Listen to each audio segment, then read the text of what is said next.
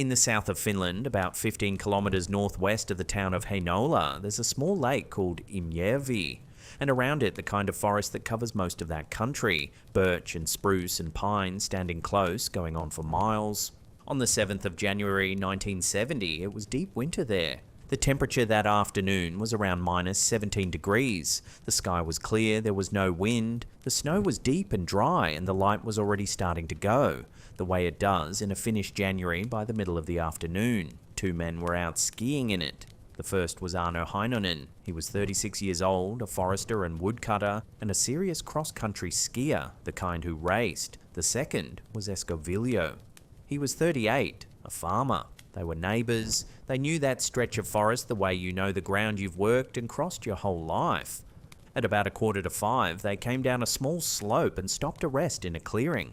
It was almost dark. It was completely silent, that particular thick silence of a forest under snow, where the cold seems to take the sound out of the air. And then, from the north, they heard a humming. At first, Heinonen thought it was a helicopter. It was a low, buzzing humming sound, and it was getting louder, coming toward them through the trees from the north. He looked up, and what he saw coming was not a helicopter. It was a light inside a cloud.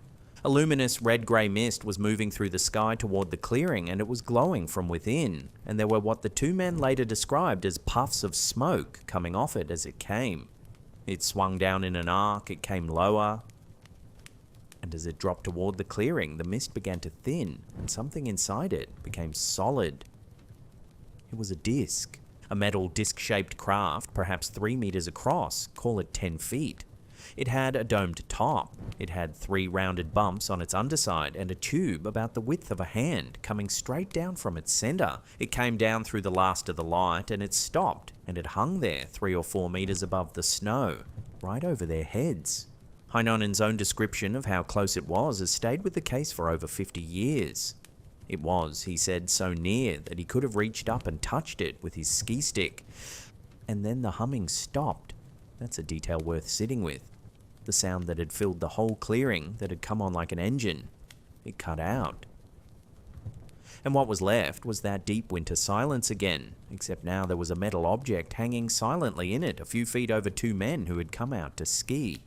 Then the tube on the underside of the craft came alive. It threw down a beam of light, a bright, hard beam straight down onto the snow. It lit a circle about 1 meter across, a perfect ring of light, and around that ring, the 2 men said, was a sharp black border, as if the darkness at its edge had been cut with a knife. For a moment, there was nothing in the circle but light on snow. Heinonen was standing almost at the edge of it, and as he stood there, he felt something take hold of him. Not a hand, but the distinct sensation, he said, as if somebody had seized him around the waist from behind and pulled him backwards. He kept his feet. He kept watching. And then there was something standing in the beam. It was small, less than 1 meter tall, about 3 feet. It was thin, with limbs the 2 men compared to a child's, and it stood there in the circle of light on the snow, and they got a good look at it, because the beam lit it clearly. Its face was pale. Waxen, Heinonen said, the pale of a candle, not the pale of skin. It had a hooked nose and small ears. On its head was a conical helmet coming to a point that looked to be made of metal. It wore a one-piece suit of a pale green color and dark green boots that came up to the knee and pale gauntlets on its hands. And it was holding something, a black box about the size of a book held out in front of it, and from an opening in the front of the box came a light. A pulsing, throbbing yellow light that beat on and off and reached out toward Heinonen where he stood. Neither man moved. There's no account of either of them speaking. There's no account of the figure making any sound or any gesture toward them beyond the box. It simply stood in the beam, in the black-edged circle of light, holding out the pulsing box in a clearing in a Finnish forest at 4:45 on a January afternoon at minus 17 degrees. Then the figure turned the box. It turned it so that the throbbing yellow light pointed directly at Heinonen, and when it did, the 2 men saw the last of the strange things they would see that afternoon. Out of the lit circle on the snow, out of the ground itself where the beam struck, a shower of sparks began to rise, long sparks drifting upwards slowly in red and green and violet, colors coming up out of the snow. The red-grey mist began to thicken again around the craft. It closed back in. Some accounts say there was a smell at this point. a sharp, burning smell. Though that detail isn't in every telling, and I'd only give it to you as something some accounts describe. The beam drew back up into the tube, and the craft, wrapped again in its glowing cloud, lifted and moved off to the north, back the way it had come, and was gone over the trees.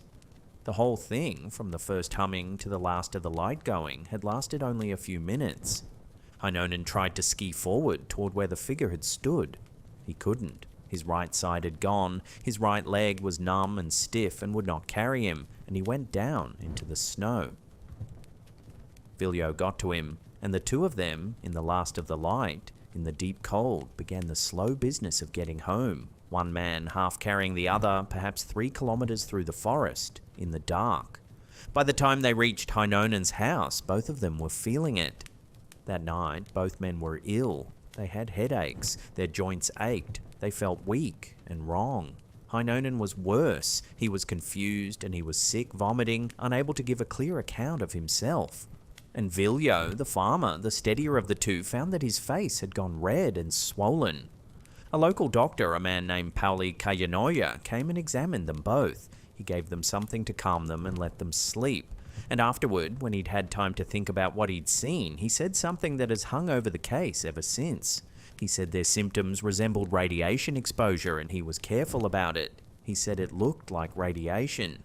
He did not say it was, and he was honest that he had no instruments to measure any such thing out there that night. It was an impression from a country doctor, not a diagnosis from a laboratory. But it was the word he reached for. Radiation. And for Heinonen, it didn't end when the night ended. In the weeks and the months that followed, he couldn't work. He was tired in a way that didn't lift. The headaches stayed, his joints kept aching, his memory came and went, and his urine, for a period, ran dark, the colour of coffee in his own description. People who went out to the clearing afterward out of curiosity reported coming back with headaches and a feeling of sickness. This much is the core of the case. 2 sober, credible local men, a short, strange shared experience, and a real physical witnessed illness afterward that a doctor could not explain and would only compare to something as serious as radiation. And this is where the story turns. Because word of it got out. In the spring of 1970, the case reached a British magazine called Flying Saucer Review, which was, at the time, about as serious as that field got. They put it in their news roundup, then gave it a full article, then put it on the cover. Finnish investigators looked into it, a Swedish group looked into it, samples of the snow and soil from the clearing were sent away to be analysed, reportedly to an institute in Sweden, and they came back showing nothing unusual. Normal background radiation, nothing more. A physicist at the University of Helsinki, a man named Matti Turi, was asked about it, and he offered some cautious speculation about whether something like a strong burst of X-rays might account for what the men described feeling. Cautious. Speculation. Nobody could do better than that, because there was nothing left in the clearing to test. What there was the testimony of 2 men. And for a while, that testimony held up well because the 2 men told the same story, and neither of them seemed to be enjoying it. But over the next 2 years, something happened to Aarno Heinonen. He kept seeing them. By his own account, in the time after that afternoon in the forest, Heinonen had more than 20 further encounters. The craft came back to him, again and again. And the story grew. He began to describe not just lights and discs, but meetings, contact. He described a woman, a beautiful woman from somewhere else, who spoke to him. In some tellings, she was 180 years old. There were cameras that stopped working, objects that appeared and vanished, and here the case, which had been one of the most carefully witnessed encounters in Europe, quietly came apart. Because Esko Viljo did not follow him. Viljo had seen what he'd seen in the clearing that afternoon. He'd been ill that night with the rest of them, but he did not go on to have 20 more encounters. He didn't meet a woman from the stars. He was a farmer who had one very strange evening and then went back to being a farmer. And that difference between the 2 men is, in the end, one of the most important things about the whole case. There are 3 honest ways to read what happened at Imjärvi. The first is that it was simply real, that something none of us understand came down through the trees that afternoon, and that 2 men saw it, and that one of them was hurt by it.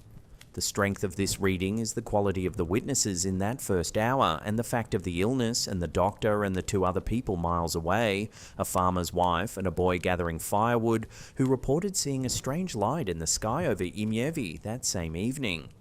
The weakness is that everything specific, everything about the disc and the figure and the box, comes from just the two men, and nothing physical was ever left behind to hold in your hand. The second is that it was a natural thing, misread, that a bright meteor or a piece of ball lightning, which is real and rare and still not fully understood, came down in the dusk over an exhausted pair of skiers in the deep cold, and that the mind did the rest, and that the two distant witnesses saw the same bright natural thing, and nothing more. The strength of this reading is that it needs nothing extraordinary. The weakness is that a meteor doesn't stop and hang silently over your head for minutes, and it doesn't stand up in a green suit, and it doesn't leave a man unable to walk.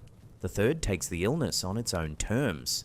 Heinonen was a hard competitive skier out in extreme cold. Severe exertion in those conditions can genuinely break down muscle and turn a person's urine dark and bring on weakness and confusion and pain, a real medical event with nothing from the sky in it at all. The strength of this reading is that it explains the most solid physical part of the whole case without needing a craft. The weakness is that it has to explain away Viljo's red, swollen face the same night, and it has to treat the timing, the illness beginning the very hour of the sighting, as coincidence. And underneath all three is a fourth thought, which isn't quite a theory so much as a frame. A small, glowing, waxen-faced figure standing in a forest is one of the oldest images in that part of the world. Finland has its own long tradition of small beings in the woods. Some of the people who wrote about this case afterward couldn't help noticing that the thing in the beam, 3 feet tall, pale, appearing in the trees at dusk, would have had another name entirely a few centuries earlier. They'd have called it an elf. The clearing near Imjärvi is still there. It's ordinary forest, the kind you could ski through on any winter afternoon and notice nothing at all. Esko Viljo kept his account simple for the rest of his life. One strange evening, one bad night, and then silence. He never made it into more than it was. Aarno Heinonen never stopped. He went on seeing them for years, went on describing a contact that grew stranger the longer it went, until the very people who'd taken his first account seriously had quietly set the rest of it aside. He died an unusual figure. A man remembered for one genuinely puzzling afternoon, and then for a long tale of stories that almost nobody believed. Whether that arc makes his first account more human or less reliable is something the case has never settled. A man can tell the truth about one evening and spend the rest of his life unable to leave it alone. Was it a craft and a figure and a beam of light come down out of the northern sky and gone again in minutes? Was it a bright natural thing in the dusk, and two tired men, and a mind filling in the dark? Was the sickness from the stars or from the cold and the effort of a hard day's skiing, and the timing just the cruel coincidence it so often is? The snow that the beam is supposed to have lit melted that spring and every spring since. The samples came back reading normal. The two witnesses are gone.